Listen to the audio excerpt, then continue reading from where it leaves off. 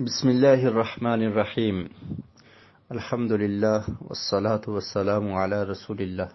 وعن أبي الدرداء قال: أوصاني خليلي ألا تشرك بالله شيئا وإن قطعت وحرقت ولا تترك صلاة مكتوبة متعمدا فمن تركها متعمدا فقد برئت منه الذمة ولا تشرب الخمر فإنها مفتاح كل شر.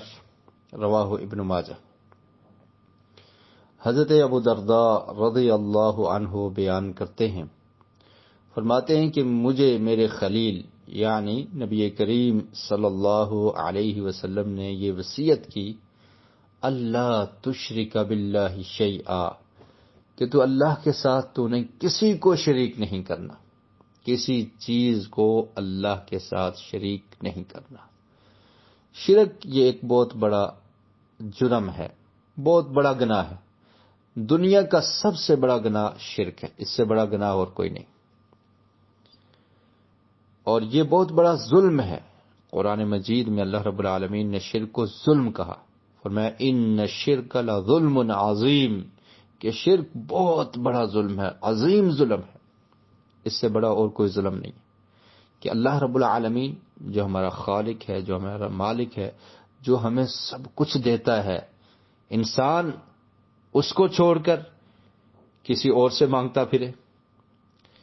وہ رب العالمین جس نے ہمیں پانی کے ایک قطرے سے پیدا کیا، جس نے ہمیں قوت اور طاقت دی، جس نے ہمیں وسیع دماغ دیا، اللہ کی بے شمار نعمتیں ہیں۔ انسان صرف اگر اپنے جسم پر غور کرے کہ اللہ تعالیٰ نے اس کی تخلیق کیسے کی ہے، بہترین شکل و صورت اس کو عطا کر دی، فی احسن تقویم، قرآن نے کہا بہترین ڈھانچے میں اس کو بنا دی، وہ اس ماتھے کو کسی اور کے سامنے ٹیک دے، اللہ کو یہ برداشت نہیں ہے۔ عبادت کی جتنی اقسام ہیں، دعا مانگنا بھی ایک عبادت ہے، بلکہ دعا ہی اصل عبادت ہے، پیارے رسول صلی اللہ علیہ وسلم کا ارشاد۔ تو اگر انسان اللہ کو چھوڑ کے کسی اور سے مانگتا ہے تو یہ اللہ کے ساتھ کیا ہے؟ شرک ہے، اور یہ بہت بڑا ظلم ہے۔ اللہ تعالیٰ شرک کو برداشت نہیں کرتے، صرف اسی ایک اللہ کی عبادت کی جائے۔ تو چنانچہ ابو درداء رضی اللہ عنہ بیان کرتے ہیں کہ رسول مکرم صلی اللہ علیہ وسلم نے مجھے یہ وصیت کی کہ لا تشرک باللہ شیئا، اللہ کے ساتھ کسی کو شریک نہیں کرنا۔ اس چیز کو اپنے پلے باندھ لیجئے۔ وَإِن قُطِعْتَ وَحُرِّقْتَ، اگر تجھے کاٹ دیا جائے، تیرے ٹکڑے ٹکڑے کر دیے جائیں، پھر بھی تو نے اللہ کے ساتھ کسی کو شریک نہیں کرنا۔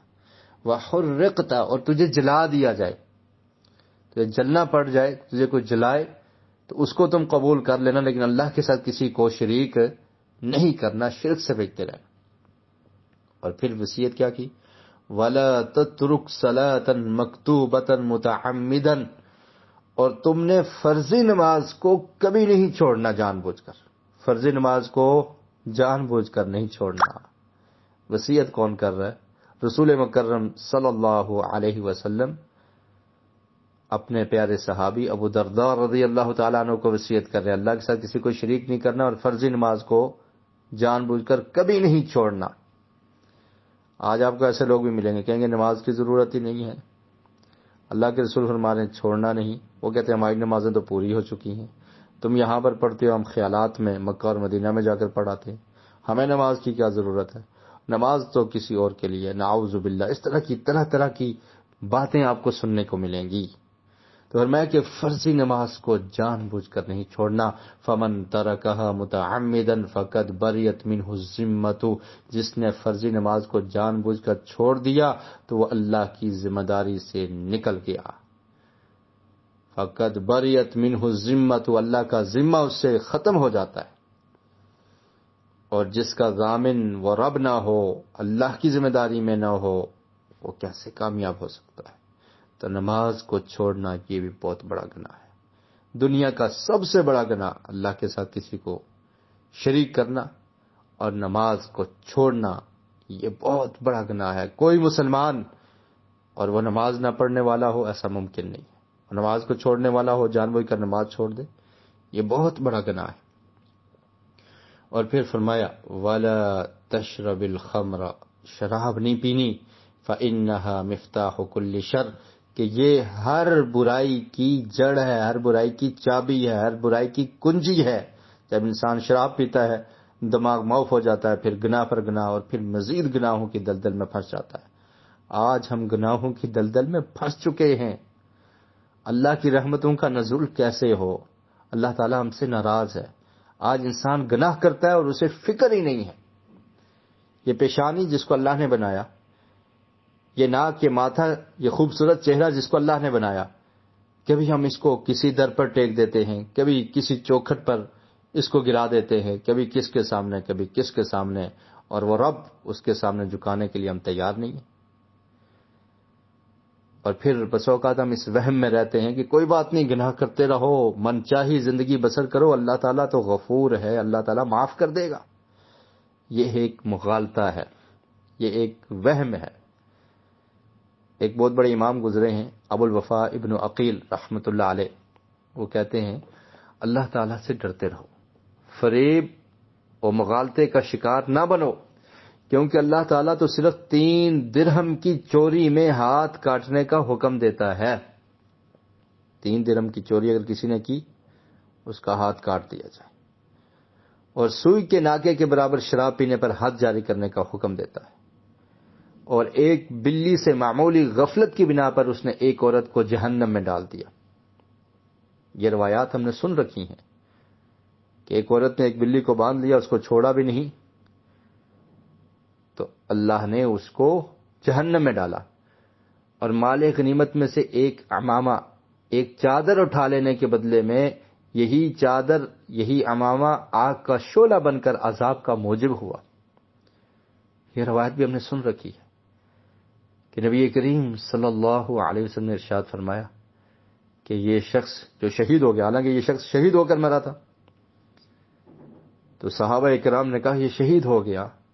اللہ کے رسول فرماتے ہیں کہ اس نے مال غنیمت کی تقسیم سے پہلے مال غنیمت سے ایک چادر چوری کی تھی، یہ چادر اس کے گرد لپٹی ہوئی آگ کا شعلہ بن گئی، اور آگ کی چادر یہ بن چکی ہے۔ اللہ سے ڈرتے رہیں، فریب اور مغالطے کا شکار نہ ہوں، گناہوں سے بچنا نہایت ضروری ہے۔ اگر کوئی انسان گناہ پر گناہ کرتا ہے اور پھر یہ فریب اور مغالطہ کہ مجھے رب پوچھے گا نہیں، معاف کر دے گا، تو یہ مغالطہ ہے۔ اللہ تعالیٰ سے ڈرتے رہیں، گناہوں سے بچیں۔ اللہ کی نافرمانیاں کرتے ہوئے ہمیں حیا نہیں آتی، ہمیں کوئی افسوس نہیں ہوتا، اور پھر اس مغالطے میں رہتے ہیں کہ اللہ تعالیٰ تو ہمیں معاف ہی کر دے گا۔ امام احمد رحمۃ اللہ علیہ نے ایک روایت اپنی کتاب میں نقل کی ہے، مرفوع حدیث بھی اس کو کہا گیا ہے، لیکن صحیح بات یہ ہے کہ یہ سلمان فارسی رضی اللہ تعالیٰ عنہ پر موقوف ہے، یعنی سلمان فارسی رضی اللہ تعالیٰ عنہ کا قول ہے۔ فرماتے ہیں دخل رجل الجنت فی ذباب ودخل رجل النار فی ذباب، کہ ایک آدمی ایک مکھی کی وجہ سے جنت میں داخل ہو گیا، اور ایک آدمی ایک مکھی کی وجہ سے جہنم میں چلا گیا، جہنم میں جانے کا سبب بن گیا۔ پوچھا گیا کہ ایسا کیوں ہوا؟ فرمایا کہ وہ آدمی ایک جگہ سے گزرے جہاں کے باشندوں کا ایک بت تھا، کسی آنے جانے والے کو بت پر چڑھاوا چڑھائے بغیر وہاں سے جانے نہیں دیا جاتا تھا۔ ان میں سے ایک کو کہا کہ اس بت پر چڑھاوا چڑھاؤ تو آگے جا سکتے ہو، ورنہ نہیں جا سکتے۔ اس نے کہا میرے پاس کچھ نہیں ہے، میں مسافر ہوں، میں کیا چڑھاوا چڑھاؤں گا؟ ان لوگوں نے کہا کہ ایک مکھی ہی چڑھاوا چڑھا دو۔ اس نے ایک مکھی چڑھاوا چڑھا دی، ان لوگوں نے اسے چھوڑ دیا، تو فرمایا کہ یہ شخص جہنم میں داخل کیا گیا۔ دوسرے سے کہا کہ تم بھی چڑھاوا چڑھاؤ۔ اس نے کہا کہ اللہ کے سوا کسی پر چڑھاوا چڑھانا، کسی کے لیے نظر و نیاز کرنا، میں ایسا نہیں کر سکتا۔ ان لوگوں نے اسے قتل کر دیا، اور یہ شخص جنت میں داخل ہو گیا۔ آپ دیکھیں چھوٹی سی معاملہ، ایک شخص جنت میں اور ایک جہنم میں۔ وجہ کیا تھی؟ کہ اس نے اللہ کے ساتھ کسی کو شریک کرنے کا اقرار کر لیا اور شرکی عمل کیا، اور دوسرے نے انکار کر دیا کہ موت تو قبول ہے لیکن اللہ کے ساتھ کسی کو شریک نہیں کروں گا۔ اور بندہ کبھی منہ سے ایسا کلمہ بول دیتا ہے، کوئی ایک کلمہ بول دیتا ہے، رسول مکرم صلی اللہ علیہ وسلم نے ارشاد فرمایا کہ وہ جہنم کی گہرائی میں چلا جاتا ہے، جہنم کا ایندھن بن جاتا ہے۔